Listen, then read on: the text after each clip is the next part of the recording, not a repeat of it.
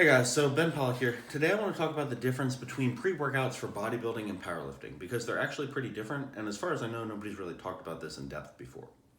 For powerlifting, you're really looking for some type of central nervous stimulant because that's what's going to improve your strength the most. For bodybuilding, you're really looking for more of kind of like a pump type thing because in bodybuilding, your goal is to work the muscles and then transport nutrients to the muscles. And that's going to happen more if you get a bigger pump because the pump involves blood going to the muscles, blood brings the nutrients. So first I'm going to tell you what I use and then I'm going to tell you what you can use if you're not looking for something fancy. Again, I am sponsored by Granite, really believe in their products. I'm a big fan of John Meadows. So for my powerlifting days, I use a combination of Keto Factor and Speed Force. Keto Factor, they call it that because it has a product in it called Go BHB that is supposedly a ketogenic salt that improves your energy and focus and concentration. I'm not familiar with that research, so I don't know whether it works or not. It also includes electrolytes and includes amino acids. Those are very important for powerlifting. I've talked about this before, but you have to make sure you're hydrated, regardless of what type of training you're doing, because even a small amount of dehydration can cause a big decrease in your performance, and it's so very easy to get dehydrated and not know it. So you really got to be on top of that.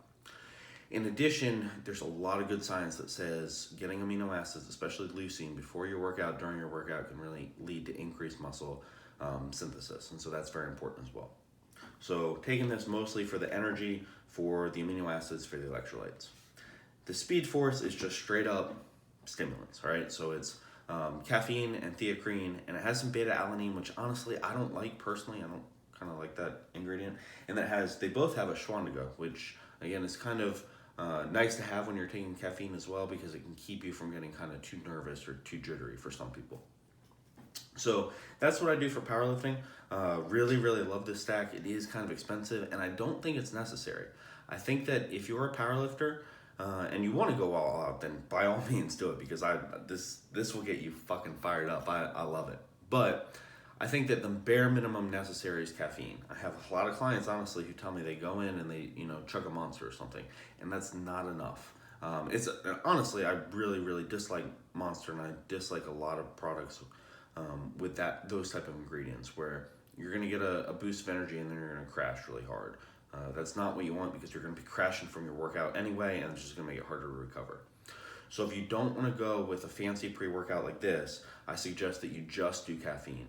And for powerlifting, I would suggest you take in roughly 400 milligrams per workout.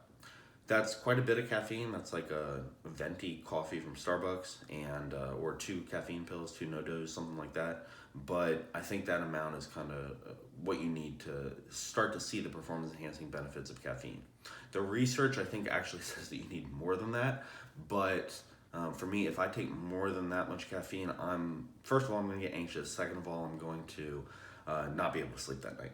So that's kind of my opinion on that. For bodybuilding, it's a little different. So for bodybuilding, you're really looking for kind of that pump. And you see a lot of people who write about how, the pump doesn't really matter. It has nothing to do with whether you're building muscle or not. It's not really indicative of how successful your training session is, but that sustained pump over time is necessary to make sure that your muscles are going to continue to grow. And by over time, I mean multiple workouts.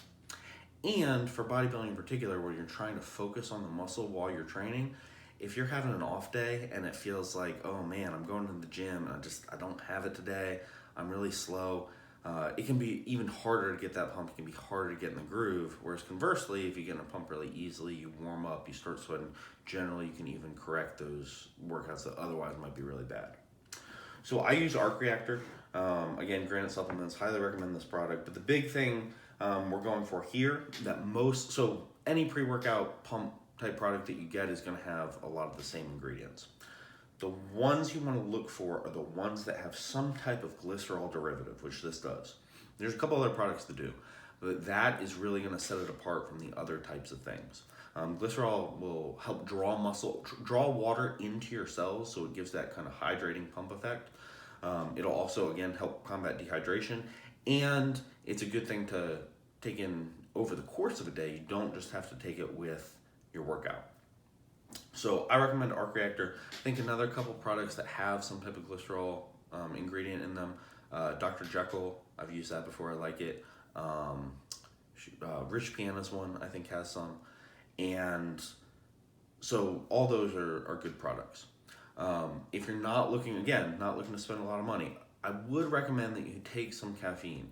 Caffeine can be a vasoconstrictor, right? So it's going to make it more difficult to get a pump. At the same time, the pump's not all we're going for. You do need to train progressively. You do need to train hard, and that central nervous stimulation can help with that. So I do recommend some caffeine, but not as much as if I was going to take, as if we're going to do a heavy training session. So probably go somewhere in the range of 200 milligrams there. And then you can get straight up glycerol. Food grade glycerol, you can get it from the grocery store. I recommend getting from True Nutrition because they'll sell it you in this huge bottle versus you go to the grocery store, you get this tiny little thing for like 20 bucks. But you can take 2 tablespoons of that in a liter of water. You have to make sure you mix it with water because, again, it's going to draw that water into the cells. If you don't, just make sure you take it with water. So that's what I do for pre-workout. One last question I wanted to address. I posted this on my Instagram a little while ago. People were asking, oh, you take keto factor. Are you on a keto diet? I absolutely am not on a keto diet. I'm trying to bulk right now. I have a pretty fast metabolism, so it's going slowly. But no, the keto in this product has nothing to do with, you don't only use it if you're on a ketogenic diet. I do like keto diets. I think that they're very helpful for dieting for some people. But personally, I'm not doing that. I'm doing more of a very high carb diet right now. I'm taking about 400 grams on my training days and about 250 grams on my off days. So I'm working with Ed Koo on that. It's been going really great. He's working with Larry Wheels too. I'm a little jealous because Larry is jacked as fuck and I'm not quite there yet. But yeah, really, really excited about the next year, how everything's going. So if you have questions on your pre-workout, or if you have suggestions for other good pre-workout products, feel free to post below. I'm also going to post my discount codes for Granite in case you do want to pick up these products. And let me know other types of topics like this that you'd like me to talk about. Because I get a lot of requests for just people wanting me to talk about nutrition. And that's like saying, talk about training, right? There's a million different things you could talk about. And so it's very helpful to have specific ideas of what people are most interested in.